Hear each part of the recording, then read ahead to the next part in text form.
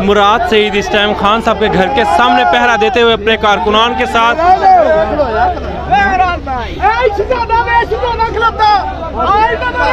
मुराद सईद जो है इस टाइम खान साहब की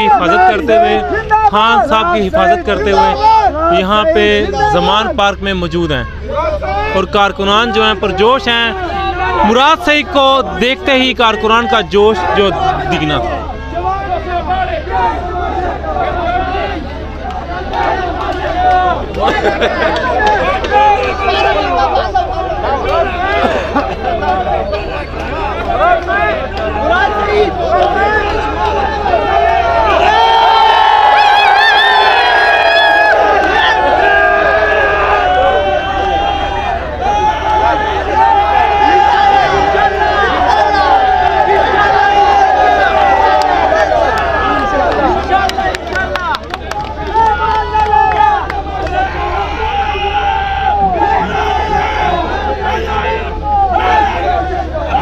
यार